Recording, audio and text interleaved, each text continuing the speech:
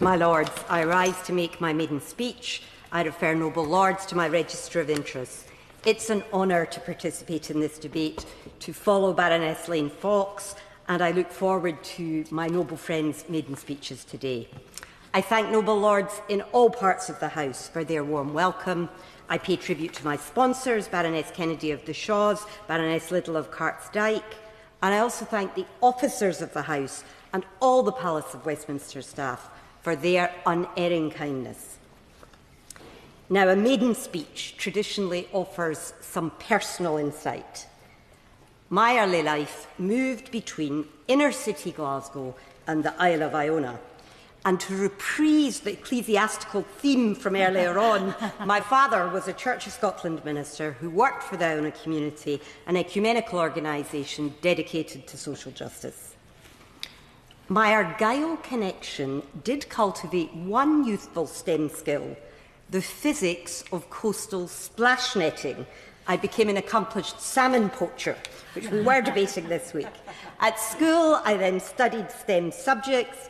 I was planning to follow my maternal grandparents into the medical mission field. It was an ambition that did not survive contact with the reality of rural medical clinics in Malawi. By the mid-1990s, I was working in international consultancy, but in May 1997, I joined the Blair government to support the late Donald Dewar to deliver devolution. And the Holyrood Parliament, as we've heard, is an outstanding example of visionary leadership overcoming entrenched occupational segregation. My noble friends Baroness Harman, Liddell, Armstrong and Curran, all, with many others, delivered a parliamentary Labour group equally balanced between men and women.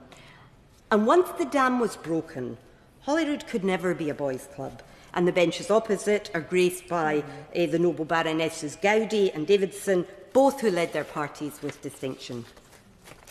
In 2008, after briefly leading Scottish Labour, I departed to spend more time with my children. And beyond that familiar cliché, like so many women, I had totally underestimated the impact of toddlers and other caring responsibilities on my career. Today, women still disproportionately exit STEM careers to manage family life.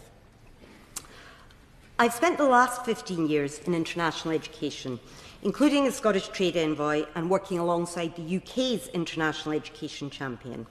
Wherever we visited, Pakistan, Nigeria, India, Indonesia, Vietnam, Brazil, what most animated the education ministers that we met were not lessons from the UK education system, but how they might build effective skills systems. And hence I'm delighted to see Skills England taking shape. My Lords, it's customary for a new member to signal their areas of interest without exciting controversy. I confess to some discomfort, because all those sermons that I imbibed as a child demanded that the listener engaged with the dominating issue of the day. And so I sought out the wisdom of the House in recent maiden speeches, all delivered BC, before Christmas, and how seismic the changes are since then. Lord Burnett of Malden, former Lord Chief Justice, in his maiden speech, eloquently eulogised the rule of law, a principle now seemingly questioned by leading voices in our closest ally. Lord Peach, the former Chief of Defence Staff, issued a rallying cry for the Western Alliance, arguably now in intensive care. And Baroness Smith of Lanfays grappled with why so many had lost hope. That was before the transatlantic leaders embraced the narratives of the far right. Now, like all sides of the House, I admire the Prime Minister's masterful diplomatic stewardship.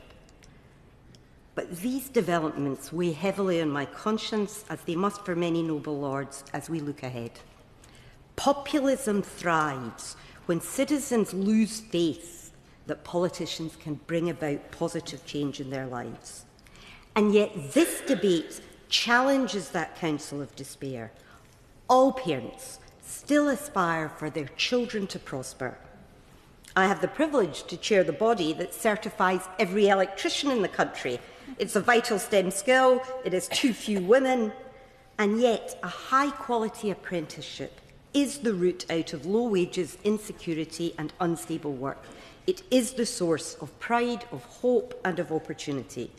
So my first passion in this place will be ensuring that the power and prosperity that comes from secure skills are available to all. My second passion will be tackling the regional inequalities that scar our country. Earlier this week, as a House, we wrestled with our own size and shape. I hope we find equal passion for passing power out from here back to the beating heart of Britain. My final passion is international. As Vice Chair of the British Council, I assure noble lords that we're engaging with the challenges of populism, of strong man politics and escalating conflict. We are rethinking our place in the world, our support for democracy, for equality. These are precious principles. My lords, we live in extraordinary times.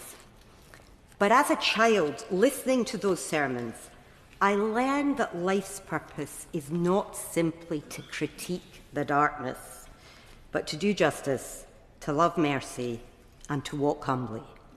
And so, as one of the newbies, I will endeavour to walk humbly, and in my case, to walk more slowly along these venerable corridors.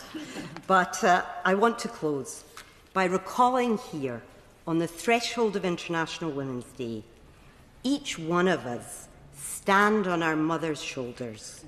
If we dwell on that, we will be headed in the right direction. Thank you.